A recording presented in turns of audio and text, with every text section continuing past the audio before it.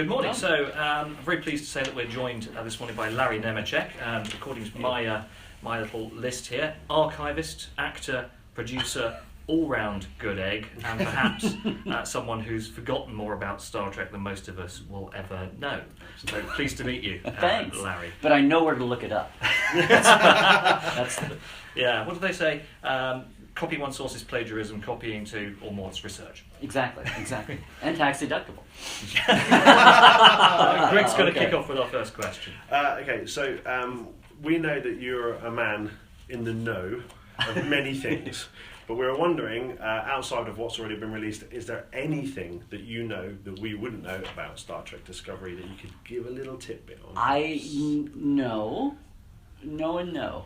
Okay, fair enough. We thought that might be the case, but we we couldn't pass on the opportunity. I have had some of my friends who work at the show that I've been promised to get a little, my thing is, it's not so much about, I know a secret you don't. My thing is when anybody gets, but had you thought about this?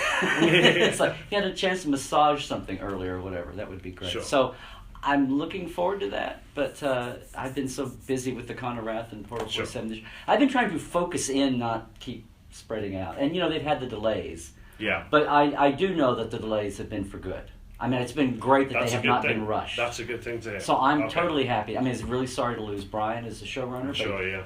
He did the format, the characters, set the mold. So I was so excited for Brian. Yeah. Brilliant. To be handed that. And disappointed that he couldn't, but it's not, I know half of fandom goes into hand-wringing and, catastrophic distress. It's going to be okay, guys. It's going to be okay. That's a great thing to know. Yeah. Thank you. Okay, Yeah. Second question. Very quickly, Star Trek continues. Your role as Dr. McCoy. Any particular remembrances of it? And did you inspire your performance on DeForest Kelley? Because I know that you had a chance to spend time with DeForest. Oh, well, definitely. Well, Yeah. It was an accident. I mean, I had just gotten to be able to do, the first time in 10, 15 years, a really cool nonfiction project called Stellar Cartography, which was an updating of the Star Trek maps, only with some alien and historical angles, and it was awesome. And I really did not want to F that up. And at the same time, Vic Mignogna, who did Star Trek Continues, it was his passion project. So Chuck Huber had played McCoy, and who they were old friends from voice and anime world. He wasn't going to be able to do McCoy after they did their shorts, and so on 3 weeks' notice, through Ralph Miller, our mutual friend who does the sound, got introduced. And Vic asked me, and I'm like, well, of course I would, because I'm a McCoy fan. I love D. McCoy was always back before no one was a fan of anyone but Kirk and Spock, and if you were a fan of any other original character, you were just, what? It wasn't cool then.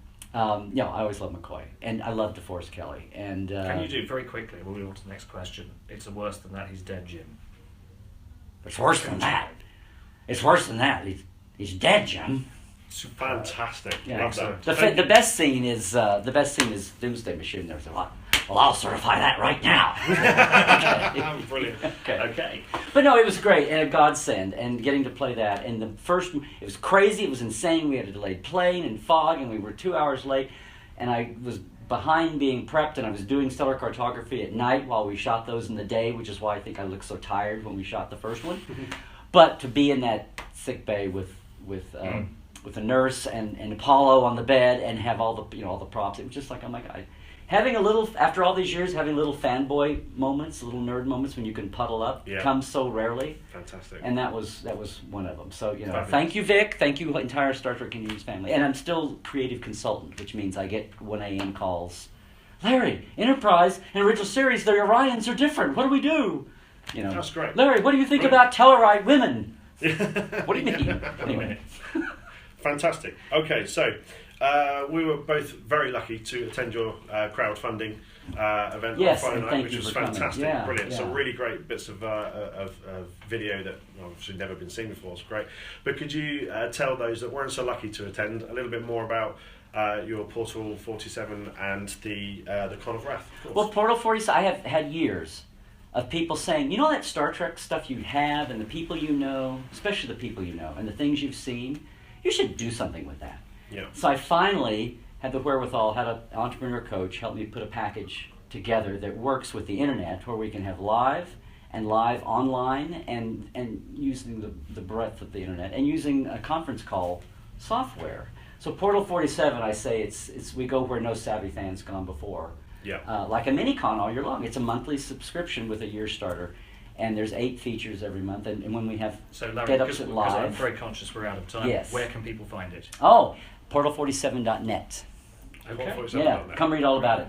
Yeah, it's great. Well, we'd love to we just launched. Maybe we can catch you in the bar later.